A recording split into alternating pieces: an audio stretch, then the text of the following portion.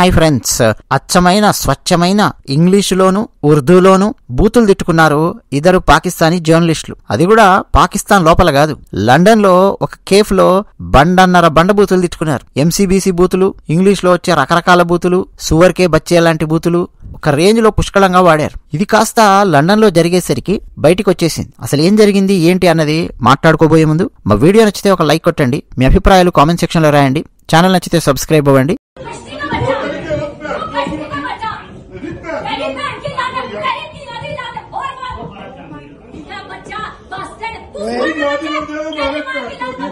भाईजान हेलो यार, ऊपर सेक्रेटरी साहब बैठे हैं, आप लोग मीडिया वाले हो, क्या हो गया? जाके बताना सुपर में लेने और देने वाली बातें इधर नहीं चलेगा। सुअर को तकलीफ होनी थी नहीं, वो बेगैरत के बच्चे। मैंने सुअर किसी को कहा तो बहनचोद तेरी माँ बहनचोद। मैं क्यों चुप करूं? मैं चुप रहता हूँ। सुअर के बच्चे, मैं सुअर किसी को कह रही हूँ जो सुअर है, फिर सुअर को लगा के वो सुअर है।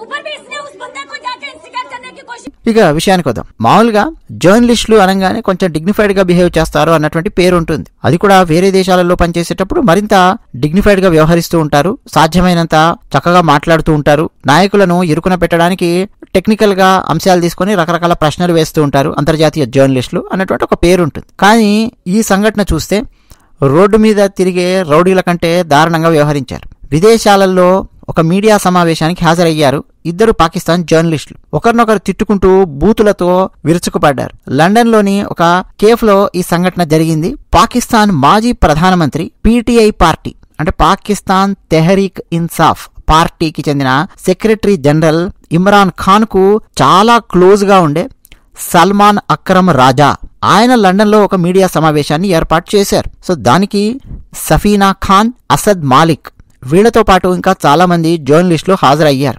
సఫీనా ఖాన్ పాకిస్తాన్ కు చెందిన నియో న్యూస్ అనే ఒక ఛానల్లో పనిచేస్తుంది. అసద్ మాలిక్ అలాగే మరికొంతమంది జర్నలిస్టులు ఇంకా వివిధ ఛానల్స్ లో పాకిస్తాన్ లో పనిచేస్తూ ఉన్నారు. వీళ్ళందరూ కూడా ఒక చోట చేరారు, ఒక చోట సమావేశం అయ్యారు. ఫస్ట్ లండన్ లో జరిగినటువంటి ఆ మీడియా సమావేశానికి హాజరయ్యారు. అంటే ఇమ్రాన్ ఖాన్ పార్టీకి చెందినటువంటి క్లోజ్ వ్యక్తి సల్మాన్ అక్రమ్ పెట్టినటువంటి ఆ సమావేశానికి హాజరై అక్కడి నుంచి ఆ పక్కనే ఉన్న ఒక కేఫ్ కొచ్చి కూర్చున్నారు. మరి అంతకుముందు వీళ్ళ మధ్య ఏమేం సమస్యలున్నాయో ఏంటో తెలియదు గాని ఆ చుట్టుపక్కల లండన్ లో ఆ కేఫ్ లో చాయ్ తాగడానికి వచ్చిన వాళ్ళు, తినడానికి వచ్చిన వాళ్ళు, ఆ తెల్లవాళ్ళు ఉంటారే వాళ్ళందరూ కూడా కంగారు పడ్డారు. సఫీనా, అసద్ మాలిక్ వీళ్ళిద్దరి మధ్య వివాదం అనేది వచ్చింది. మామూలు వివాదం కాస్త చిలికి గాలివానలాగా అయ్యింది. ఇక బూతులు అందుకున్నారు, ఎంసీబీసీ బూతులు.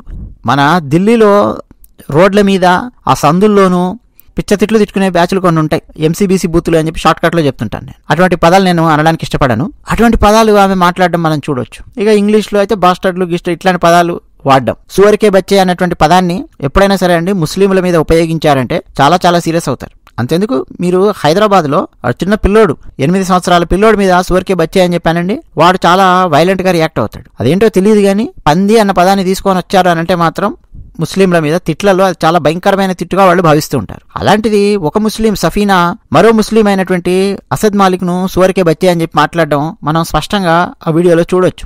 అయితే ఈ ప్రెస్ మీట్ తర్వాత సఫీనా ఖాన్ సోషల్ మీడియాలో ఆమె స్పందించారు. అవి ఏం చెప్పారంటే, అసద్ మాలిక్ అనే జర్నలిస్ట్ తో పాటు ఇంకా టీవీ లండన్ లో పనిచేస్తున్నటువంటి మొహసీన్ నక్వీ, హమ్ న్యూస్ రిపోర్టర్ రఫీక్, ఈ ముగ్గురు నుంచి తనకు ప్రాణహాని ఉంది అని చెప్పి సఫీనా ఖాన్ తన సోషల్ మీడియాలో పోస్ట్ చేశారు. లండన్ పోలీసులను కూడా ట్యాగ్ చేశారు.